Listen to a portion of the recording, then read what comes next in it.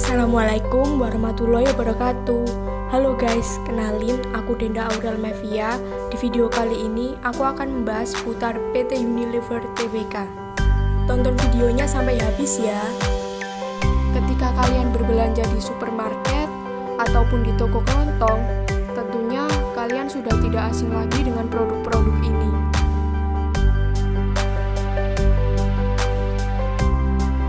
Yap, produk-produk tersebut dan masih banyak produk lainnya diproduksi oleh Unilever.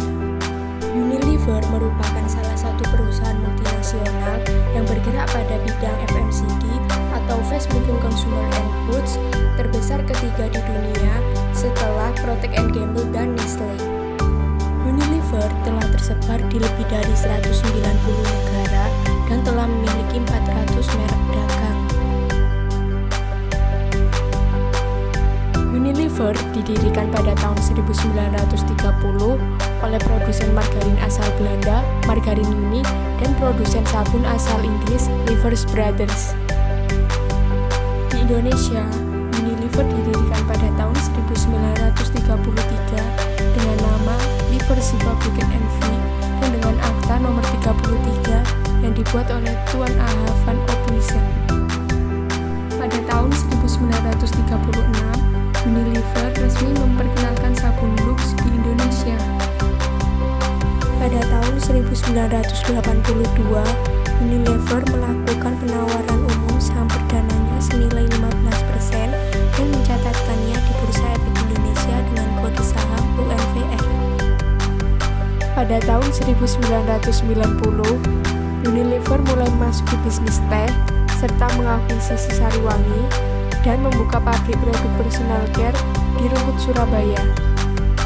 Di tahun 1992, Unilever membuka pabrik es krim Walls di Cikarang dan memperkenalkan produk Konelo dan Pedal Pop. Pada tahun 2001, Unilever mulai memasuki bisnis kecap serta mengakuisisi Bango yang merupakan salah satu bisnis kecap tertua di Indonesia. Di tahun 2008, Unilever membuka pabrik skincare terbesar di Asia yang terletak di Cikarang, serta memperlebar bisnisnya pada bidang minuman jus dan buah dengan mengakuisisi Buahvita dan Gogo. Dalam memasarkan produknya, Unilever menciptakan pasar sendiri dengan mengklasifikasikan konsumennya serta membuat merek sendiri untuk setiap produknya, seperti merek Lifebuoy untuk kalangan keluarga dan merek Love Beauty and Planet untuk kalangan milenial atau anak-anak muda. Dalam memasarkan produknya, Unilever memberikan sebuah terobosan, yaitu menghadirkan produk kemasan ekonomis dengan harga yang terjangkau dan produk yang berkualitas. Dengan strategi ini, Unilever berhasil menguasai sebagian pangsa pasar kebutuhan rumah tangga di Indonesia. Unilever menerapkan berbagai strategi promosi yang diharapkan produknya dapat diterima oleh seluruh kalangan dan dapat meyakinkan konsumen untuk membelinya. Selain itu, seluruh konsumen dapat merasakan manfaat dari produknya. Strategi promosi tersebut dibagi menjadi 3. Di era sekarang ini, Unilever lebih memilih mengiklankan produknya melalui media digital seperti Videotron dan televisi. Media ini dianggap lebih efektif karena dapat memvisualisasikan gambar sehingga produk terlihat lebih menarik. Unilever memasarkan produknya melalui distributor yang telah tersebar di berbagai daerah dan melalui marketplace seperti Shopee, Tokopedia, dan Lazada. Untuk mendorong keinginan konsumen agar membeli produknya, Unilever memberikan berbagai insentif seperti potongan harga dan kupon pembelian. Program ini dirancang untuk memicu kesadaran seseorang yang diharapkan membawa dampak positif berupa citra pandang yang baik bagi perusahaan. Yang pertama ada aset.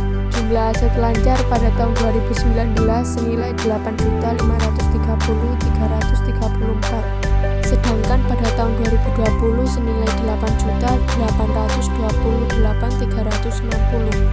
Hal ini menunjukkan adanya kenaikan aset lancar di tahun 2020. Untuk aset tidak lancar pada tahun 2019 senilai 12.119.037, sedangkan pada tahun 2020 senilai 11.706.272. Apabila seluruh aset ditotal pada tahun 2019 nilai 20.649.371, sedangkan di tahun 2020 senilai 20.534.632. Selanjutnya ada liabilitas. Jumlah liabilitas jangka pendek pada tahun 2019 senilai 13.065.308, sedangkan pada tahun 2020 senilai 13.357.536. Hal ini menunjukkan adanya peningkatan pada tahun 2020. Sedangkan liabilitas jangka panjang pada tahun 2019 senilai 2.302.201, sedangkan pada tahun 2020 senilai 2.239.728. Dengan ini menunjukkan adanya kenaikan pada tahun 2020. Selanjutnya ada ekuitas.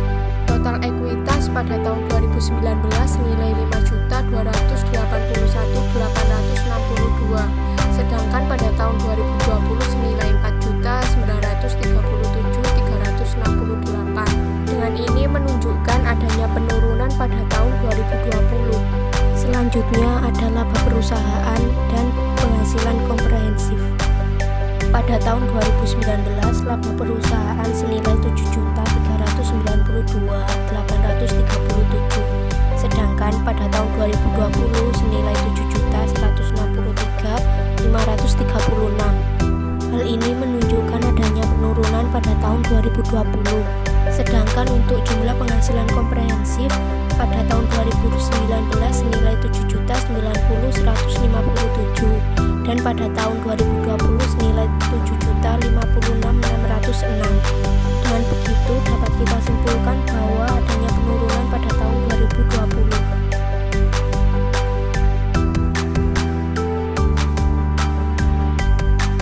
Pertama, Unilever memiliki jaringan distribusi yang luas sehingga produknya dapat menjangkau ke berbagai daerah. Yang kedua, Unilever merupakan pemimpin pasar consumer goods di Indonesia. Yang ketiga, Unilever memiliki tim yang terdiri dari orang-orang yang berdedikasi, terampil, dan termotivasi di segenap jajaran. Pertama, rendahnya respon pasar terhadap produk tertentu. Kedua, ketidakjelasan sertifikasi halal pada produk tertentu. Pertama, tingginya selera konsumen. Kedua, tingginya tingkat ketergantungan masyarakat. Ketiga, luasnya daerah Indonesia. Pertama, kenaikan biaya bahan baku.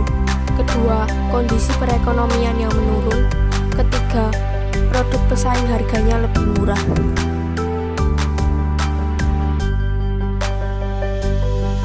Pertama, menciptakan inovasi baru seperti membuat variasi rasa dan membuat kemasan yang menarik. Kedua, memanfaatkan media sosial dengan memperbanyak promosi seperti iklan di Facebook, Instagram, dan Twitter. Ketiga, rutin mengevaluasi kinerja perusahaan.